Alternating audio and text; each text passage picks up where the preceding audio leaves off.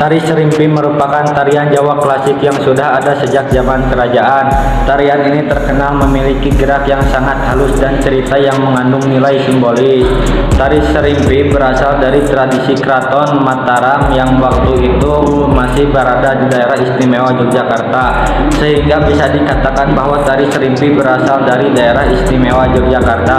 Kata Serimpi berasal dari bahasa Jawa yakni impi yang memiliki arti mimpi.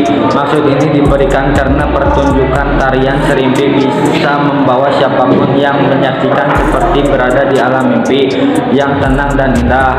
Pada zaman Mataram, Serimpi berfungsi sebagai tari pengiring pada upacara kerajaan. Ciri khas tarian ini adalah bunyi gending dari gamelan yang mengikuti gerakan para penari.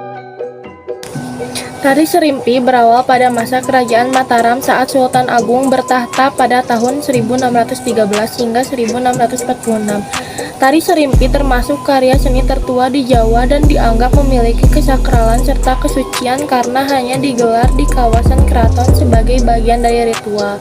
Pada masa itu, hanya penari-penari terpilih yang diperbolehkan membawakan tarian ini.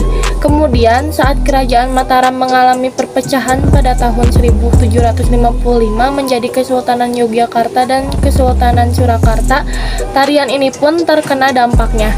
Dampaknya adalah adanya perbedaan gerakan antara tari Serimpi Jogja dan Surakarta. Meskipun keduanya memiliki inti tarian yang sama, tarian ini terpecah menjadi beberapa jenis, seperti Serimpi Dempel, Serimpi Babul Layar, Serimpi Genjung, Serimpi Padelori, Serimpi Among Beksa, Serimpi Cina, dan Serimpi Pramugari yang berkembang di Keraton Yogyakarta.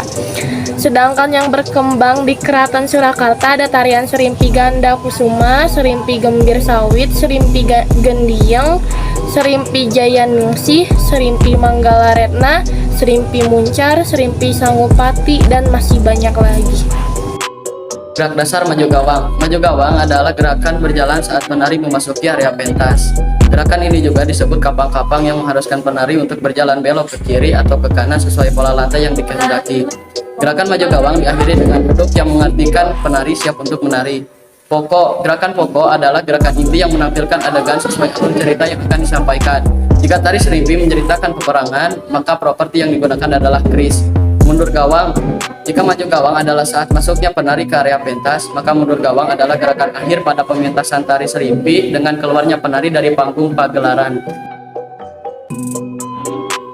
Pola lantai tari Serimpi yang digunakan berdasarkan arah hadap penari adalah pola horizontal atau lurus. Sedangkan pola lantai berdasarkan dari gerak yang dilalui penari adalah pola melingkar atau melalui garis lingkaran. Penari membentuk barisan yang sejajar dan tidak berpindah tempat. Penari akan menempati satu posisi dengan menggunakan tempo atau gerakan yang lembut dan gemulai yang menggambarkan wanita Jawa.